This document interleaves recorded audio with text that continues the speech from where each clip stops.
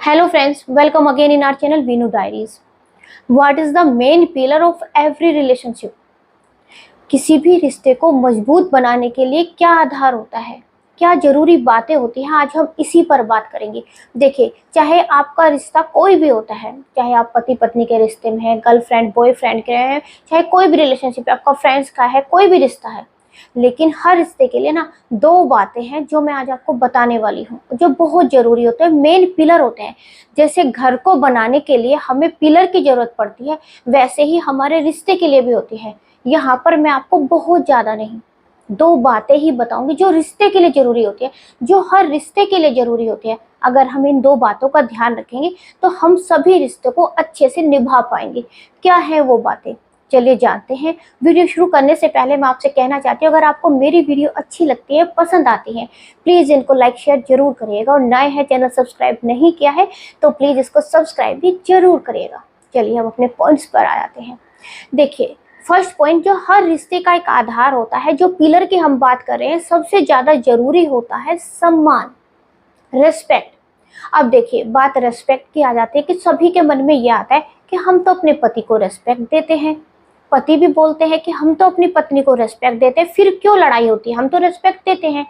अब देखिए, रेस्पेक्ट की बात आई है तो मैं आपको बताना चाहती हूँ कि मैं किस तरह से आपको कहना चाहती हूँ कि रेस्पेक्ट कैसे होना चाहिए। जैसे कि आप पत्नी हैं, आप अपने पति को टाइम से खाना भी देती हैं, गरम गरम रोटी खिलाती हैं, उनको कपड़े भी प्रेस के देती हैं, उनके सर में मालिश भी करती हैं, बहुत सम्मान करती हैं। लेकिन पति की हिम्मत नहीं है कि घर में बोल जाए, उनकी चलती नहीं है, जो भी फैसले लेने होते हैं वो आप ही लेती हैं। उस सम्मान की बात कर रही हूँ मैं, जो बहुत जरूरी होता है। आदमी घर में रहता है लेकिन रहते हुए भी ऐसे रहता है कि जैसे है ही नहीं।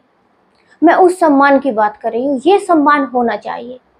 या फिर दूसरी तरफ आप पति भी हैं और आप अपनी पत्नी को टाइम से सारे कपड़े भी देते हैं, सारी चीजें भी टाइम से देते हैं, लेकिन अगर घर में कोई भी डिसीजन लेना होता है, घर में कोई भी काम करना होता है और पत्नी आपसे पूछती है कि आप क्या कर रहे हैं या फिर आप इसको ऐसे कर लीजिए, तो पति उनको झुंझलाहट में बोलते हैं कि अरे तुम्हें कुछ नहीं पता, तुम चुप हो जाओ, चलो अपना काम पे लग जाओ।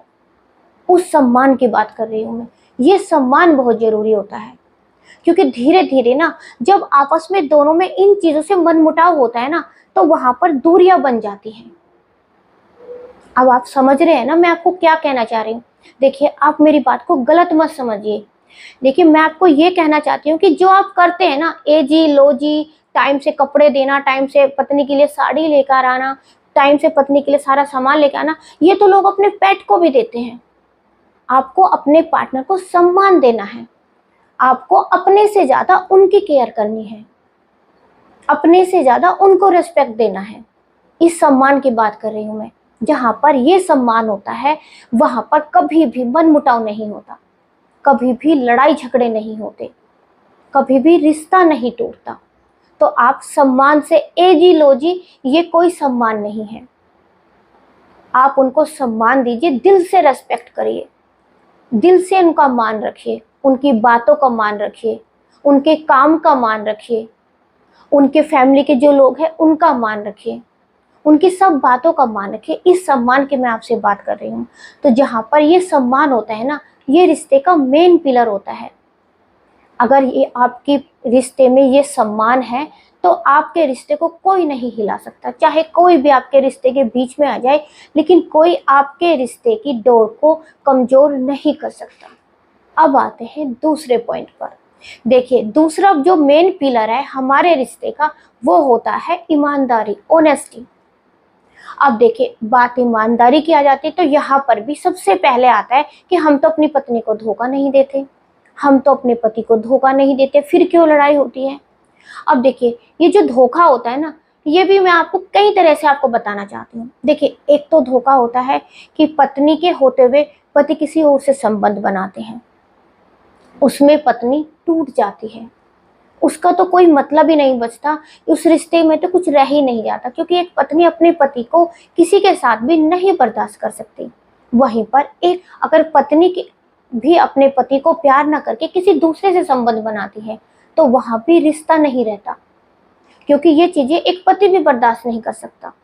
और बर्दाश्त के लायक भी नहीं है। लेकिन इससे ज़्यादा भी और कुछ भी होता है, इससे ज़्यादा भी धोखा दिया जाता है। उस धोखे की बात तो है ही, ये तो है ही, लेकिन इससे भी तो अलग होता है। देखिए, जैसे मैं आपको इसमें भी कुछ एग्जांपल देती हूँ। जैसे कि सपोज आप पत्नी हैं, आप अपने पति के ऑफिस चले जाते हैं, ऑफिस जाने के बाद घर से निकल जाती हैं, खूब मार्केटिंग करती हैं, खूब शॉपिंग करती हैं, जहाँ पति कहते हैं कि मत जाओ वहीं पर जाकर अपनी सहेलियों के साथ घूमती हैं। और शाम को आकर पति को बता देती है कि मैं तो कहीं नहीं गई, पूरा दिन घर के काम करती हूँ, मैं बहुत परेशान रहती हूँ, मुझसे ये बर्दाश्त नहीं होता, मुझसे वो बर्दाश्त नहीं होता, मतलब कुछ ऐसे कंप्लेन करती हैं। ये धोखा जो पति के जाने के बाद दिया जाता है। या फिर आप अपने पति के पर्स से पैसे निकाल लेती हैं, बाद में उन्हीं को ब्लेम करती हैं कि तुम पता नहीं कहाँ पैसे ले जाते हो, तुम्हारा पता ही नहीं चलता तुम कमाते क्या हो, हमारा तो गुजारा नहीं होता। इस धोखे की बात कर रही हूँ मैं।